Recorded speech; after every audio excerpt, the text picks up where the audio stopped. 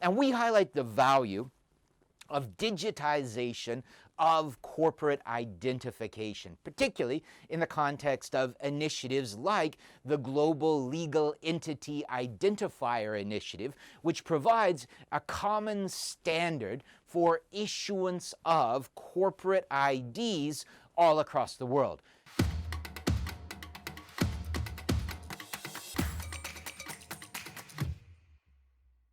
If we look at the impact of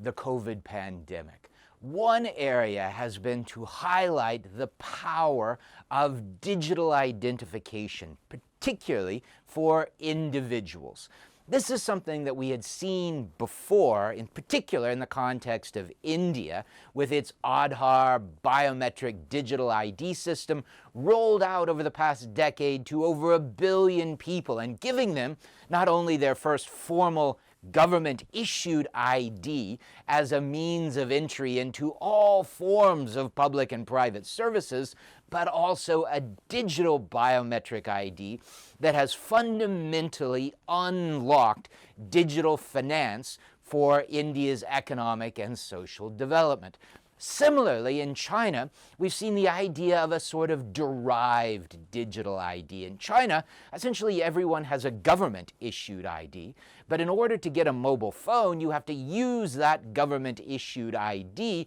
as part of the process of getting the phone. And as a result, given that everyone has a mobile phone that is then tied to a government-issued ID, that phone, particularly to the extent that it embeds a variety of biometric identification features, provides a means of identification which can be used for all sorts of purposes. And similarly, in China, this digital biometric ID on the basis of the mobile phone, based on the underlying state ID, has been at the basis of China's not only financial digital transformation, but of China's digital transformation and development more generally over the past decade. We had these lessons pre-COVID, but I think COVID and its focus, its necessity for non-face-to-face interactions,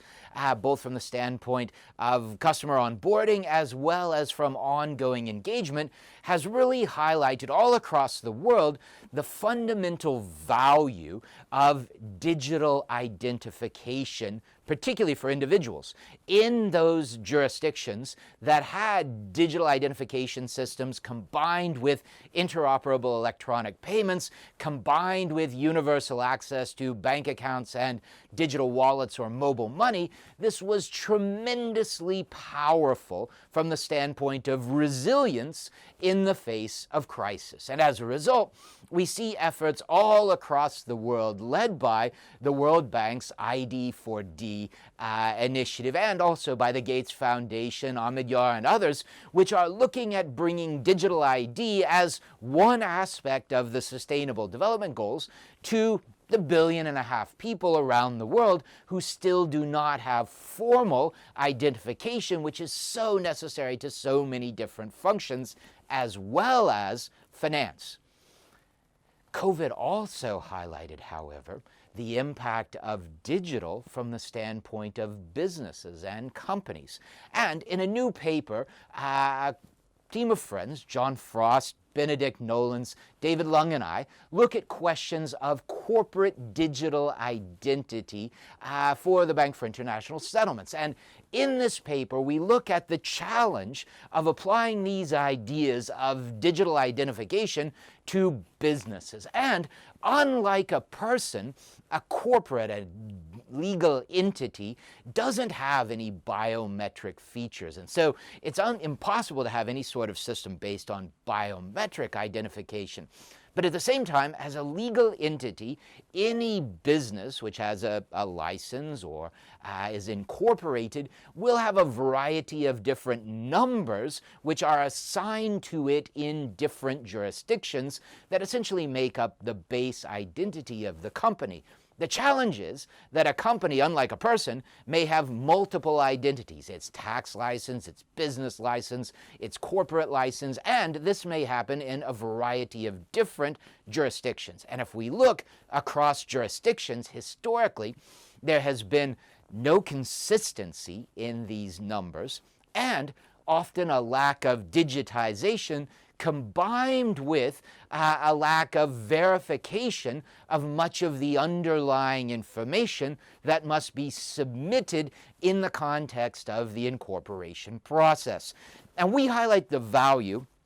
of digitization of corporate identification, particularly in the context of initiatives like the Global Legal Entity Identifier Initiative, which provides a common standard for issuance of corporate IDs all across the world as a form of base ID for corporations. This could then be combined with digitization of company registries, tax registries, etc., to link a variety of information to that corporate identification. And finally, thinking forward, we can also see how corporate information is increasingly linked in systems for securities disclosure or potentially climate disclosure. And as a result, if we think about the way that corporate digital ID could be enhanced with technology, this is a way in which we can better achieve not only objectives of market efficiency, of financial inclusion for businesses, of economic growth and development, but also of financial regulatory objectives like market integrity, beating fraud or market conduct and consumer protection, and even financial stability.